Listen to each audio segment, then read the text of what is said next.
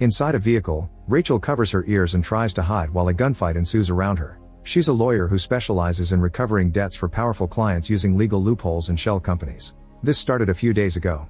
In the Canaries, Rachel's mentor Braxton meets with billionaire Salazar, who owes a man named Goldstein $1 billion. Salazar signs the papers, agreeing to pay the full debt plus interest. Afterward, Salazar's head of security Olson drives Braxton and his bodyguard to his hotel.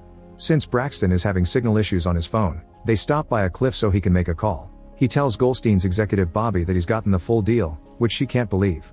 Suddenly Olson kills Braxton's bodyguard. Braxton panics and tries to leave the car, but Olson has a remote to lock all the doors. After playing with him for a few minutes, Olson opens the door and Braxton runs away, only to get shot as well. Then Olson takes the papers back and calls Salazar to announce that the contract is void. Later in New York, Rachel bursts into Bobby's office without permission. Rachel is angry that Bobby didn't take enough precautions to protect Braxton and volunteers to take over Salazar's case. Bobby doesn't like Rachel and thinks her service is too expensive, but she's running out of options. In the end, Bobby agrees to pay Rachel 10% plus $10 million upfront. In the evening, Rachel studies the case. Salazar hides behind hundreds of pseudonyms, so he must be attacked both legally and illegally. Her employees are taking care of the legal issues, and she has 2 special operators for the illegal ones. Bronco is the leader of a team that specializes in extraction, intimidation, and sabotage, while Sid's band specializes in corruption, bribery, and covert surveillance. The next day Rachel and Bronco meet Salazar's lawyer Horowitz. They pretend to be normal clients at first, but as soon as they mention Salazar, Horowitz freaks out and calls his security guard. When the guard enters the room, Bronco threatens to kill him and spread his blood on the walls. A terrified Horowitz agrees to hear them out, and Rachel explains she's here for Salazar's debt with Goldstein, so she wants a list of all his proxy corporations and shell companies. Horowitz refuses to give them that information and kicks them out. Afterward, Bronco and Baker travel to Salazar's island to start sabotaging his interests and set up a base. In Saudi, Sid anonymously tips off the authorities about Salazar's hotel. It turns out they're building something bigger than what was approved, so the government shuts the construction down. Now Horowitz is busy with this scandal, since the project is losing $4 million a week. He immediately suspects that Rachel is behind this. Later, Sid goes to the construction site and makes his car crash into the superintendent's vehicle on purpose. He acts as if it was an accident, and his partner Gucci pretends to be a doctor who checks if he's hurt. They tell him he needs to take 6 weeks off for recovery while throwing bribe money into his car. The superintendent counts it and gives them the thumbs up, agreeing to use the crash story to disappear for a few weeks. Soon Horowitz receives a call telling him that the steel has been impounded because the paperwork doesn't match. Now penalties and delays will cost Salazar $5 million a week. Meanwhile, Bronco and Baker pretend to be employees at Salazar's oil rig. Baker wants to destroy tomorrow's delivery, but Bronco prefers to do invisible damage that will take months to diagnose. They end up installing a little device in a valve that immediately causes enough problems to stop the rig from working. The safety inspectors are tipped off and the rig starts losing $500,000 a day.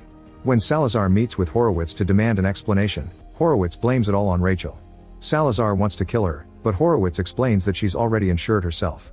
If she dies, 20 prepaid lawyers will keep her mission going. Since this mess is starting to cost $28 million a month, Horowitz thinks it's time to make a deal. Rachel still hasn't found the worst parts of Salazar's business, so he thinks they should be fine for now. However, during the visit, Bronco planted a bug in Horowitz's office, so Rachel has been learning many of his dirty secrets. Salazar has an accountant called Wolfgang, who manages the entire financial empire by hiding the money in shell companies. In Jeddah, Wolfgang is throwing a party, so Sid attends pretending to be a wealthy investor. He joins a game of backgammon and wins every time because he's using loaded dice, however he refuses to take the money. Wolfgang immediately becomes suspicious and challenges him, but Sid wins again. Instead of the money, he asks for a rematch for $10, and this time he loses on purpose. He claims he doesn't have cash and promises to send him a gift later. Eventually a box arrives at Wolfgang's office with a statue that matches his collection. The room has an impenetrable firewall and the computer can only be hacked if it's close enough, so Sid is sent that statue with a hidden device. Now Rachel's hacker Clover can easily gain access to everything. In just a few days, Rachel gets the court to approve seeking international attachment orders. Horowitz calls her and offers her $300 million, but Rachel turns it down and demands a meeting with Salazar before hanging up. Expecting that the meeting will be on Salazar's island, Rachel sends her team there to start preparations. Their mission is to make sure she can leave safely after the meeting. Bronco has acquired a local ambulance, a police car, a variety of vehicles for their escape. He's also bought a bunch of guns. The safe house has been hidden in the most remote part of Salazar's island. It's near all 3 extraction points and has historical tunnels. Salazar may call Rachel to his hotel or his villa, so the team discusses different escape routes that can be reached no matter where Rachel is. Since they can't use helicopters because Salazar controls the sky, they have gyrocopters that will go undetected. The first route is in the city, and the team's car immediately gets stuck in traffic. They decide to test the route on bikes instead, driving through the streets at dangerous speed. The police notice them and start chasing after them. The team keeps driving fast and pulls off some impressive moves to leave the city, so the chase continues on the countryside roads. The bikers decide to jump into the storm drain, but the police can't follow them there, so they effectively escape and reach the east evacuation point. Next, the team tests the gyrocopters, which take too long to prepare. Sid and Bronco order their men to keep practicing until they can get them ready in just 3 minutes. The last route is in the west, where a tunnel can take them out of the villa. Nobody can follow them here, but the ravine doesn't have a good path to travel and it'd take them too long to escape. To solve this, Bronco sets up a zip line that can take them across the cliff where more ATVs have been hidden. For the next few days, the team practices going through every route over and over again to perfect their times and be sure there aren't obstacles they haven't seen. They also practice using their weapons in different contexts, like riding a bike or on moving targets. In case of an emergency, they bury mines in various spots on the roads and build a trap they name Banana Pie. It's a concealed door on the ground that can swallow any vehicles that may follow them. At the hotel, Sid and Bronco act like tourists and Bronco pretends to have a heart attack. When the manager comes to check on him, he steals her skeleton key. Then Sid clarifies that Bronco only has low blood sugar and he simply needs candy. After Gucci cuts the cameras, Sid and Bronco use the key to access the penthouse and install a bunch of hidden bugs. Later, the team hides engine killers under all the police cars in the city. They need to know the local prison too in case someone gets caught, so Sid throws some alcohol on his clothes and face to pretend he's drunk. Then he yells and pees on the street until the cops arrest him. When Sid is finally released, he tells Bronco about all the cameras, the number of officers, and the available weapons. The technology here is so poor that he's already picked up the signal and opens the barrier gate with his phone.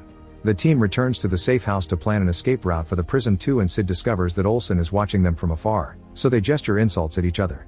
Once the team has everything ready, Rachel returns to court and gets the judge to approve the seizure of Salazar's personal assets. The jet is impounded under international law and the boat is impounded under maritime law. Salazar calls Horowitz to yell at him and announces he's done with court. He now wants to meet Rachel in person. When Rachel finally arrives at the island, Sid picks her up in a car and gives her a watch. If she presses the button, it'll send a signal so the team can find her. Rachel thinks about Bronco and Sid and why they're loyal to her. 100 jobs ago, she broke them out of a prison in Chiang Mai. Now Sid notices that they're being followed, but to avoid trouble he ignores it. Meanwhile, Salazar arrives at the hotel and discusses a plan of action. Gucci hears everything on the bugs, although the transmission starts to fail. Soon Rachel also comes to the hotel and keeps Bronco and Sid as her bodyguards during the meeting. Salazar offers $350 million, but she says no, so he raises it to $400 million. Rachel still isn't interested in anything but the full amount, so Salazar makes her leave. In the car, Rachel calls Clover and asks him to get her more leverage. She's feeling frustrated, so she asks the guys to stop at a cafe so she can have a beer.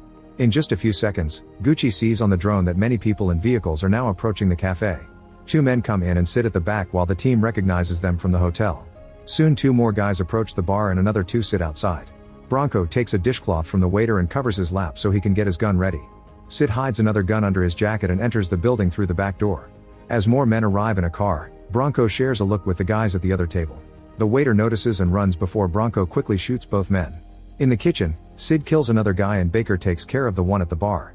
Gucci confirms that the back door is clear, so Bronco escorts Rachel out while the rest of the team shoots down the thugs from the car. In just a matter of minutes, all the enemies at the front are dead. Suddenly 2 more men appear on a scooter, but Gucci alerts Bronco, who kills them quickly too.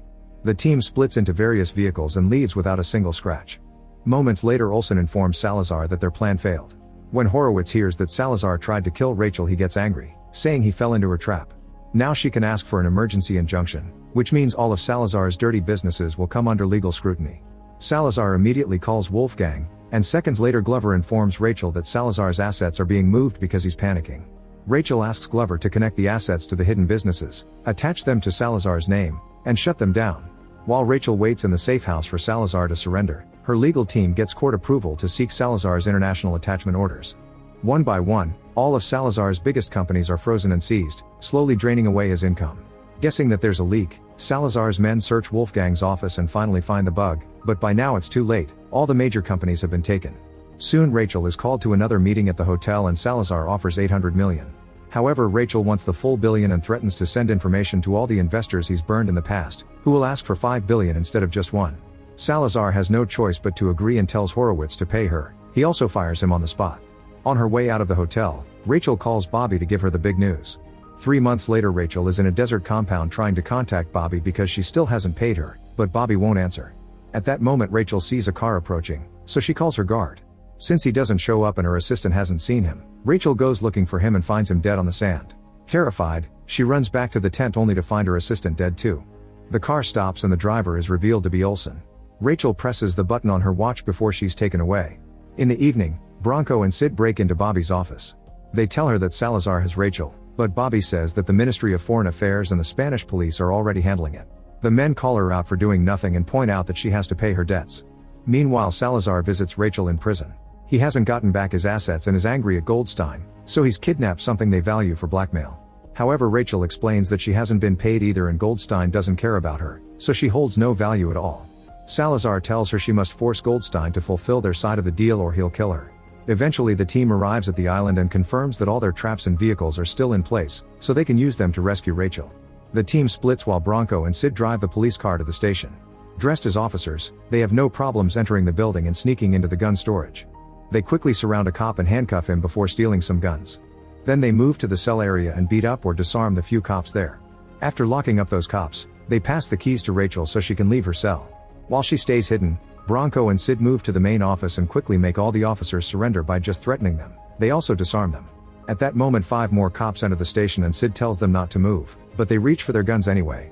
Sid and Bronco immediately open fire. While the duo kills every officer in the office, more cars arrive to surround the station, so Baker blows up a hole in the back for Rachel, Sid, and Bronco to escape.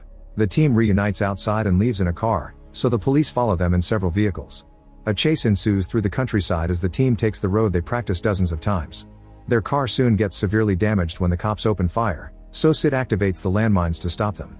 The cops' vehicles break down because of the explosions and can't continue, but they send out a drone to keep following Rachel's group. At the extraction point, the gyrocopter is ready by the time the team arrives. Unfortunately, so does the drone, which drops a bomb and blows up the building with all the gyrocopters and one of the men inside. In the car, Rachel covers her ear while the guys open fire at the incoming car, killing most of the men who come out. Sid shoots a gas tank, creating a huge explosion that kills the rest of the enemies and destroys their vehicle. Afterward, the team splits between the car and 2 bikes to take the second escape route. As soon as 3 more enemy vehicles come after them, the bikers move behind them and open fire, causing one of the trucks to crash. Bronco hides among the trees and opens the pit right in time for the second enemy car to fall into it. Then he comes out and shoots the men in the third truck with the help of the bikers, so they can continue their escape safely. At the safe house, the team rushes to get in position with their guns and sends out a drone. 2 vehicles get stuck on the spikes on the road and those men keep moving on foot, while 2 more cars come from the opposite road. Baker activates the mines but only manages to bring down 1 car, so the team opens fire to kill all the other men as they try to approach the house. A vicious gunfight ensues and soon the safe house is severely damaged. While his teammates fight, Baker sets up a bunch of explosives and opens the hatch to the tunnel. As soon as there's an opening, the team starts moving and one by one they leave through the tunnel. Gucci goes out first and effectively gets the zip line ready to escape. Someone needs to stay behind and activate the explosives though, so Baker has a short argument with Bronco and convinces him to leave without him. After Bronco and Sid take Rachel down the tunnel, they leave on the bikes. In the safe house, Baker activates a gas grenade and sneaks around as he keeps shooting any man who enters the building. On his earpiece, Bronco keeps telling him to come to the tunnel too, but Baker ignores him. Once all the enemies are close enough, Baker activates the explosives and blows up the whole house. A few men still manage to escape and find the trio going down the zip line. Sid and Bronco never stop shooting, so they keep the enemies distracted long enough to cross the cliff without getting hurt. The trio then gets on an ATV and rushes to the dock, where the rest of the team is getting the boat ready. Suddenly Olsen shows up in a helicopter and opens fire at the ATV. Bronco shoots back at him while Sid tries to drive as fast as possible, but neither of them manages to land a shot. Then Olsen changes to a more powerful weapon and shoots at the ground, creating several small explosions on the road that force the ATV to hide inside a building. However, Bronco and Sid also have a rocket launcher, so when they see the helicopter appear at the window, they immediately shoot it down. It lands on the shore and explodes, killing Olsen. Afterward, the team finally takes Rachel off the island by boat, although Sid and Bronco stay behind for one last mission. Moments later, the duo sneaks into Salazar's house pretending to be paramedics and knocks out a guard. When Salazar finds them, Bronco injects him with a sedative. Then they put the body on a stretcher to pass him off as a patient and take him away in an ambulance. To escape the city, Salazar is wrapped in plastic and put on an ATV that the team drives through the storm drain. A ship is waiting for them near the shore. Sometime later, the authorities in Miami find a shipping container with Salazar inside. At the same time, Rachel visits Bobby, who only knows that Salazar has disappeared. Rachel confirms she's been paid and theorizes that Bobby has double-crossed her by withholding Salazar's assets. Now that the police have Salazar, He'll probably tell them that Goldstein funded his criminal empire, and Goldstein will blame Bobby for it. After Rachel leaves the office, Goldstein gets a terrifying phone call. Make sure to subscribe and turn on notifications so you can watch more videos like this. Thanks for watching.